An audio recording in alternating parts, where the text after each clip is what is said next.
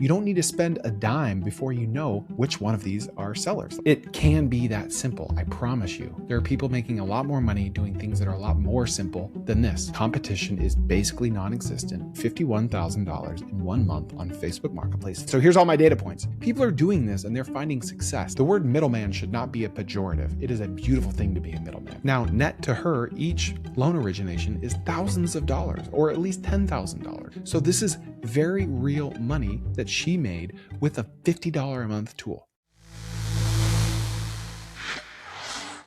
I have 11 business ideas for you. All of these ideas will be approachable, affordable to start, and all of them, yes, can scale. Some of these I've touched on very briefly on Twitter or on Instagram, and they're all proven to be popular based on the engagement that I saw on them, but I haven't really gone deep on any of them until now. So let's count down from 11, my least favorite, to number 1, my most favorite, but I whittled these down from like 150, so even number 11 is a banger. I just ask one easy favor of you, whether you're watching on video or listening on audio.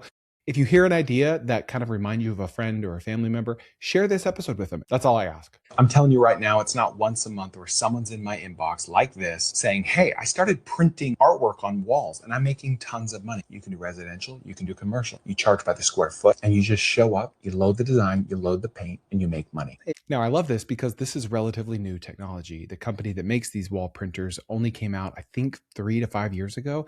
And these printers were mostly used by businesses to print on their own walls. It wasn't used as a service, right?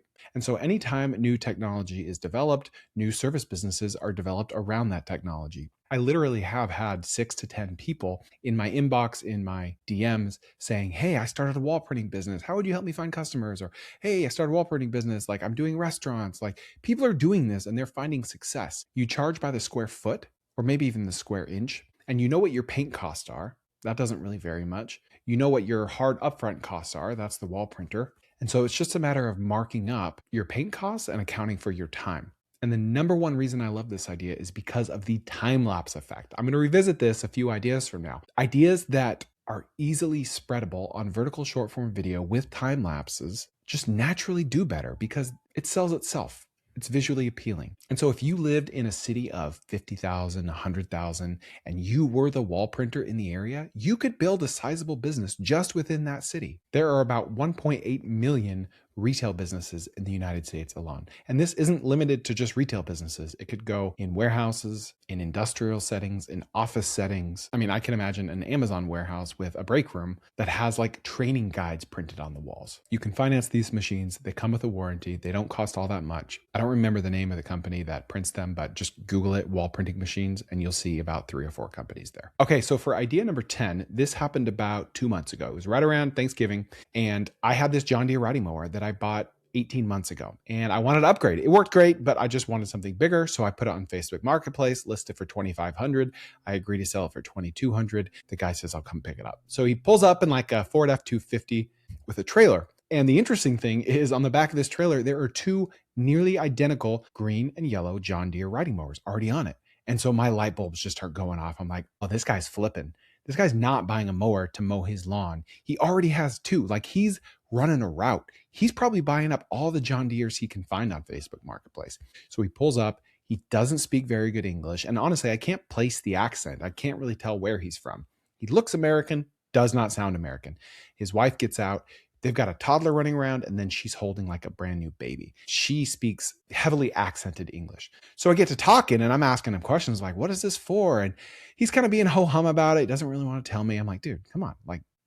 And so finally, they're like, well, we're shipping these to Bolivia. That's where we're from. Hence the reason I couldn't place the accent. And if you're geographically challenged, that's in South America. So they said that these mowers sell for $6,000 to $7,000 in Bolivia specifically. And like, Bolivia is not like a super advanced, wealthy country, but it's also not like a third world country. And so that really, really surprised me. But I talked to ChatGPT. I started looking it up. I looked in some forums, and it's a thing. And it's not just Bolivia. It's not just riding mowers, but this is just import-export we're talking about here. It's an arbitrage opportunity. These John Deere riding mowers are hard to find there. And Americans don't really see John Deere as like the best quality anymore, like we used to. At least that's the perception I have. But in Bolivia, John Deere is like the gold standard. Like, that's the American brand that's super well built, and it sells for a premium there. So what these guys do is they buy these mowers, It has to be a John Deere. And they put them in crates so they can stack easier. And they ship them to Lubbock, Texas, which is like a very, very popular shipping lane in West Texas. And then they get on another truck and go all the way down south through Mexico, through Central America to Bolivia, and they sell. And I think they said they pay like $1 to $2 a pound for shipping. So call it like $500 to $700 for shipping. He paid $2,200. So let's say he's $3,000 in this, and he can sell it for $6,000. And he has a dad that lives in Bolivia, so that's kind of his business partner, and that's the whole business. And he had a nice, expensive truck, a big trailer. I assume he did well. But wait, there's more. There's 2 other parts to this business idea number 10. Well, really one part, and that's lawnmower flipping, again, in a different way. So then I'm on YouTube, and I come across this video here, which I'll link in the show notes. I really want you to watch it. It's one of the best YouTube videos I've seen all year. Right here. The title is Flipping Lawnmowers Until I Can Afford My Dream Car, Episode 1. This guy's name is Noah, Nowah. He lives in Minnesota or something. He's like 16 or 17 years old. He only has 17,000 subscribers. This video has over 300,000 views, and I was enthralled the entire time. I watched the whole thing. He's trying to save up to buy a car. So coincidentally, he has a green and yellow John Deere mower. And he goes through the process of ordering parts and fixing it and the fuel pump and the fuel filter, and he doesn't know what he's doing. He's asking ChatGPT, and he ended up making like $1,000. Okay. So then I connected this data point to another data point. I was actually on Facebook Marketplace because I was looking at interesting listings that I could make content about. I want to make a video where I buy food from people on Facebook Marketplace and ask them about their business and how much money they're making. So I was doing that, and I see this guy listing a riding mower. And then I click on his profile, and he's got a ton of listings for riding mowers, like 30, 40 listings just in Dallas, Fort Worth area. And so I DM'd him, and I'm like, what are you doing, man? You got this riding mower business? And he was very ho-hum about it. And it seemed to me that he was just buying broken riding mowers on Facebook Marketplace, fixing them up and selling them in mass on Facebook Marketplace. So I'm like, that's interesting. If you have this many listings, you're probably doing very well. And then the 3rd or 4th data point, I lose track by this point, I saw was also on YouTube. I came across another video right here by this guy named Matt Howe. He has 761 subscribers. That's 761, not 1,000. This video has 41,000 views, and it's called How I Made $51,000 in 1 month on Facebook Marketplace flipping lawnmowers. Okay, so here's all my data points. The guy in my own front yard who I sold my actual lawnmower to. The guy on Facebook Marketplace with a ton of listings. The kid on Facebook up in Minnesota flipping lawnmowers for profit. And then this other guy on YouTube who made $50,000 supposedly flipping lawnmowers. By the way, I'm going to have him on the pod. He's meeting with my team right now, so there'll be more info on that later. But I start going down this rabbit hole of riding lawnmowers on Facebook Marketplace and flipping them. And people are making a lot of money doing it. And the thing is most of these things are about the same. When I had my riding mower, the freaking belt kept breaking, even though it was brand new. And I had to learn how to fix a few things. And I'm not mechanically inclined or handy whatsoever. But then it got pretty easy because I knew what I was doing. And that's, how anything in life goes. So idea number 10 is flip lawnmowers on Facebook Marketplace, either by selling them to another country or fixing them up and reselling them. You could buy one for under $1,000. You could fix it for, who knows, $50 to $500 in parts. It might take you many hours, right? It will not be an efficient use of your time to start, but over time it will be. And especially if you live in an area, a metroplex with over 500,000 people, you can scale this business. Throw a hitch on your car, get a trailer, rent a trailer from U-Haul, freaking MIH, make it happen. All right, idea number 9. Today's edition of Only in Germany. This guy takes simple driftwood, simple LED lights from Amazon, a couple tools, some spray paint, and he makes this awesome decor that he sells for $300 to $1,200 US. And it's in Germany. So if you're in Germany, compete with him. If you're not, own the market. He started on Etsy. Now he has his own website, and he's doing 6 figures a year. Okay, so this guy gets branches, pieces of wood, dead wood, driftwood, etc. He gets a router. I think that's what it's called. Woodworking tool that cuts out notches in the wood. And he gets these LED light strips that you can buy on Amazon for like $15. And he lines it down the driftwood. He sands the driftwood. He stains it. He puts mounts on it, and it's wall art, and it's lit from behind. It's backlit, and it looks awesome. A lot of the commenters were saying this is AI. It's not AI. This guy's real. Went to his website. I did my research, and he's got a thriving business. So what's the idea? Copy him. Sell that. If you like working with your hands, if you like building, woodworking, do this. How do you find customers? Organic, vertical, short form video, just like this one. By the way, all of these videos will be linked in the show notes. Okay, idea number 8 I posted about on Twitter just a few days ago. This idea blew my mind. I was on a call with this woman named Christy. Shout out Christy. We just met on this call, and she is a mortgage broker. And her kids were talking about, you should use these AI tools to make AI generated videos to grow your business. And she's like, I don't know what that means. How do I do that? So she used this tool called HeyGen, and she took a headshot of herself. That's it. Just a headshot. She uploaded it and she said, make a video about home equity lines of credit, like an instructional video of 60 seconds. Make it look like I'm sitting in a nice office talking. So here's the video. I won't play all of it. Hi, I'm Christy Olson. I'm a mortgage loan officer and real estate agent, and I help people build wealth through real estate by using strategies real homeowners are actually using.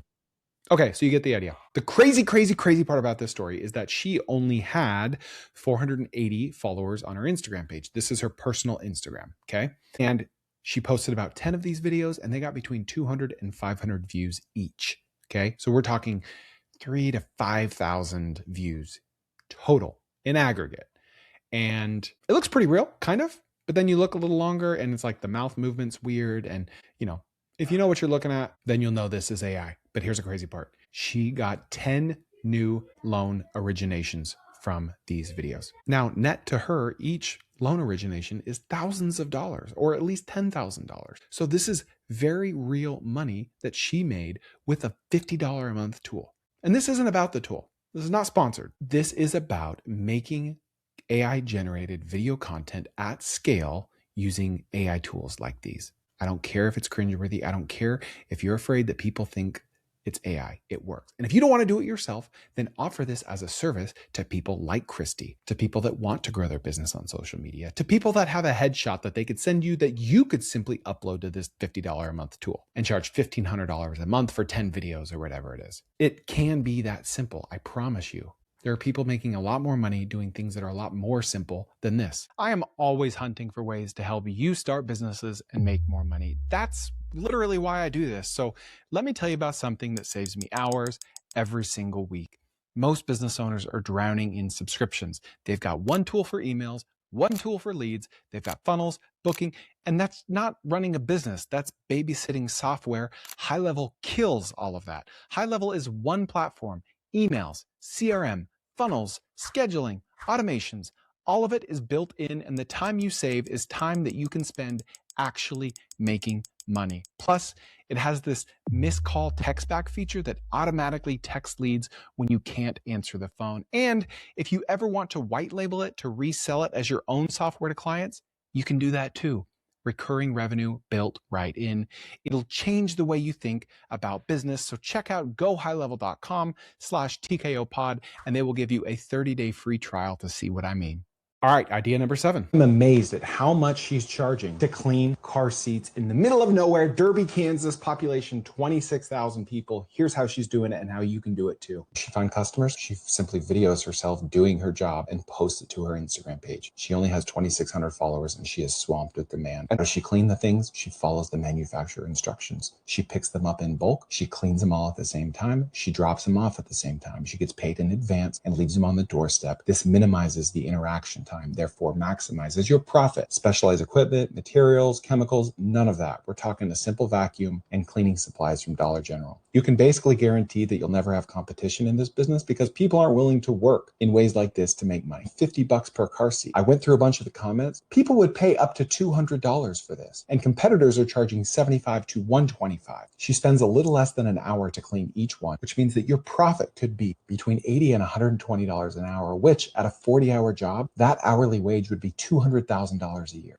Okay, so I know what you're thinking. I don't want to clean car seats. No one wants to clean car seats. That's why if you have small kids, your car seats are disgusting. That's the opportunity. So the question is, do you want to start a business more than you want to avoid cleaning car seats? If not, then fine. Find a different business, right? Find a sexier business. But if so, then this is a great business for you because there's a need for it. I don't think people are going to start caring about being clean less, like Jeff Bezos said, right? Like people aren't going to suddenly want to pay more for things or to get them shipped slower. His whole thesis about Amazon was that we always need to make things cheaper and faster because people will always want both of those things. People are going to continue to want things to be clean and tidy and germ-free. That is a true principle. This rides that wave. It's a relatively new industry, so keyword difficulty is not that high. Competition is basically non-existent. You can grow it with content, and don't charge $50 a car seat. Like that's nothing. Charge $150. People would pay that. All right, time for idea number 6. I love good business ideas that have a good way of marketing them. And this one has maybe the best guerrilla marketing strategy I've ever seen. Here's what you're going to do. Go to the neighborhood. Go find out when the trash day is in any given neighborhood. And the day of or the day before trash day, you're going to get big shiny flyers printed. You're going to slap them on these garbage bins with your ad, your QR code, etc. And that evening, when the kids are outside, the parents are getting home from work, you're going to drive around the same neighborhood blasting, "Ain't nobody don't pass me, I'm just so fresh, so clean," with a big magnet on the side of your vehicle advertising your bin cleaning services. Don't wrap your vehicle because that's thousands of dollars. You're just trying to test the concept before going all in at this point. You charge $25 per bin, takes you 5 minutes with a pressure washer. You do 20 in a day, that's $500 in a day. Your startup costs are less than $1,000. I just spent an hour talking to a guy making 6 figures doing just this. Okay, so way back in October 2024, I interviewed a guy who makes 6 figures doing this. He quit his 6-figure job to do this up in Pennsylvania or New Jersey, I think, and he's doing great.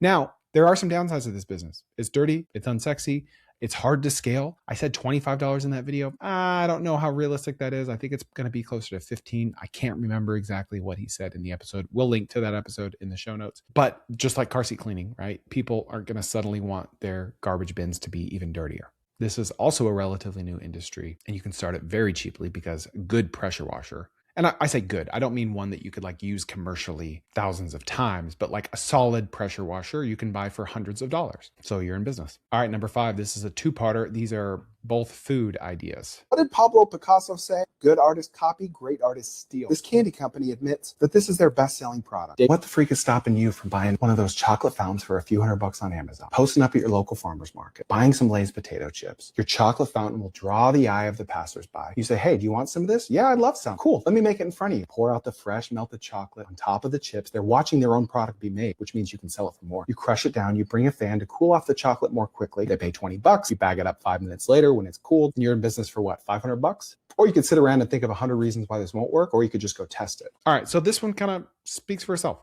It's visually appealing. You make good money, you learn a bunch of skills, and you parlay those earnings into something else. Maybe something that you enjoy more or might be more profitable, etc. Now, along with that idea, there's another sweets idea for all you Utah people. Let's go ahead and check this one out. What in the Utah sugar capital of the world am I looking at here? Let me explain. This is happening in India. What is it? It's hot chocolate. Better presentation. They get the marshmallow fluff. They put it around the rim. They burn it. An extra 2 minutes of labor. Bring your $6 hot chocolate to $9 hot chocolate. Last I checked, it's pretty dang cold outside. Why aren't you posted up with a freaking 6-foot plastic folding table from Costco, slanging this hot chocolate with this design and presentation? Your only competitors are your doubts and fears. All right, that's it. You got like marshmallow fluff around the rim of your standard like hot chocolate cup, and you get one of the little torches that you get on Amazon or whatever, and you burn it and make it look nice. You put some Oreo crumbles on top, pour hot chocolate in there. It costs a tiny bit more, but you can charge a lot more. Same thing, farmer's market. All right, idea number 4. This freaking mom right here is making 6 figures a year, turning kids' trash into parents' treasure. How it works is very simple. You take all your kids' artwork, ship it to this lady, and she arranges it on this big canvas, and she's got an eye for it. And then she sells it back to you for hundreds or thousands of dollars. As long as there are parents who love their children, this will be a viable business idea. Okay, so you're taking your kids' artwork, you're putting on a canvas that you buy from Hobby Lobby, you arrange it in a nice, eye-pleasing way, and you put some resin over it or whatever, and you turn a bunch of little pieces of artwork into one giant piece of artwork that you sell back to the parents who sent you the artwork. So if you saw how many tens of millions of views this stuff gets, there's a market for this. You're selling nostalgia. You're selling a parent's love for their children. And I think this is very approachable. It's very cheap to start. And you know what you could do? You could even lay out all the artwork, take a picture of it, upload to ChatGPT and say, "Hey, how should I arrange this? I don't have an eye for this stuff. I'm not very artistic. How can I arrange it?" And it will tell you based on first principles of design. Oh, and remember at the beginning when I asked you if you think of any ideas or any friends, family that might like these, please send it to them. I just wanted to quickly remind you of that. And if someone sent this to you because they had you in mind, please subscribe to this. I think you'll like this channel. And idea number 3. Well, you guys probably already know this idea because I covered it like a week ago.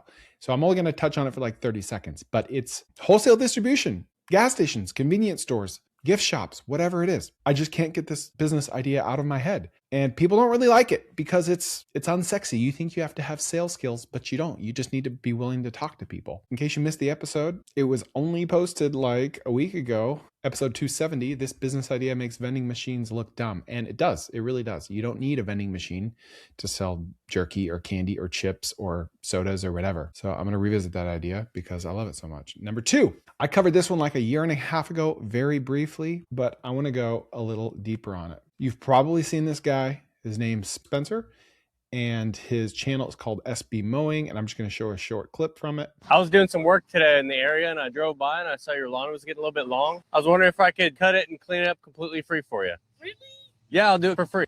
Okay, so there needs to be a name for this. I'm going to call it Goodwill time-lapse videos because it is one of the most brilliant uses of the internet that I've ever seen. You're doing good and you're making money at the same time. You go around, you knock on people's doors, you say, hey, you need a new roof, you need pressure washing, you need landscaping, fencing, fence washing, house painting, whatever. I will do it for free. The only thing I ask is that I'm able to video it and post it on the internet. That's like a whole industry. And I talked about this a year and a half ago on the podcast saying like more people need to do this. Why? Because SB Mowing / SB Pressure Washing has 50 million subscribers across platforms. That was a year ago, probably 60, 70 million at this point. That's a lot of money. If you monetize that right, that could be over $10 million a year of net profit with a very small team. You just got to have some tripods, some GoPros, some iPhones, some editors in the Philippines, and you've got to be willing to copy the format of this guy or other people like him. Shout out to you, Cole Simpson, my friend, who's in Columbia, South Carolina, doing this exact thing. He didn't get the idea from me. He thought of it himself, and he has an eye for YouTube, and he's crushing it. His videos are getting millions of views, and he's making 6 figures a year on YouTube right now, and he's only been doing it for a matter of months. Next year, he'll probably make 7 figures on YouTube. That's just from YouTube. That doesn't include sponsorships, merch, memberships, or anything. There are thousands of home service ideas, so use ChatGPT to come up with ideas that are more time-lapse friendly, more visually appealing. You don't need to say, oh, SB Mowing already does mowing and pressure washing, so I got to think of something different or new. No, you just need to think that guy has 60 million followers. I could do the same thing and just start siphoning off some of those. Or I could do the same thing and make it a little different and start siphoning off of some of those. But I would also test 10 different concepts: soft washing, fence restoration, fence painting, house painting, indoor, outdoor, roof washing. It's funny because I just had a conversation with Cole about this today, and he's doing roofing, which is very, very expensive, but that also sells because people generally know that a roof is expensive. And so that converts to more clicks because the effort is conveyed from the video to the viewer, which helps increase retention, which helps increase the reach that YouTube gives your videos, right? But it doesn't have to be an expensive service because SB Mowing does mowing and pressure washing and has tens of millions of subscribers. That's why this is idea number 2, and it was almost idea number 1. But idea number 1 just has that cool factor, and there's just no replacing an idea with an awesome coolness factor. Testosterone factor. So here we go. 30-mile-per-hour jet boat that costs about 80% less than a jet ski. How do you monetize that? Number 1, go to Alibaba, buy one of these from China, sell that sucker on Facebook Marketplace. Be sure to put the word jet ski in the description because then it will appear to people searching for jet skis. And when they see how much cheaper it is than an actual jet ski, they're going to buy. I guarantee you can make $1,000 profit per unit. Number 2, if jet ski rental is a business, why can't jet boat rental be a business? You charge 20% less because it's not as fast as a jet ski, but you pay 80% less for the unit. So you come out way ahead. Okay, so what you're looking at in this video is a jet boat, which basically it's like a jet ski, but a little uglier. And they're shipped directly from China in a crate. And I think they cost like mid hundreds of dollars, high hundreds of dollars, as opposed to a jet ski that's, many thousands of dollars. Guys, I've done this. I've imported a dozen different things from China. High ticket, low ticket, $5 things, $5,000 things, electronics, non-electronics. You go to Alibaba, you go to AliExpress, DHgate, Temu, and you just start DMing manufacturers and asking for samples and just talking to them, hopping on WhatsApp late at night because there's a 13-hour time difference. Take a flyer on an order or two. Make sure they have good reviews. You can, if you go through Alibaba, you can do like the Alibaba assurance thing where they will make sure that your purchase is insured so you don't get scammed. Go to Alibaba and start looking for things that look really interesting and copy and paste those pictures over to Facebook Marketplace at varying price points and see what kind of interest you get. You don't need to spend a dime before you know which one of these are sellers. Like they've got mini Jeeps on there, jet boats, they've got golf carts for $1,500. Like, start importing crap.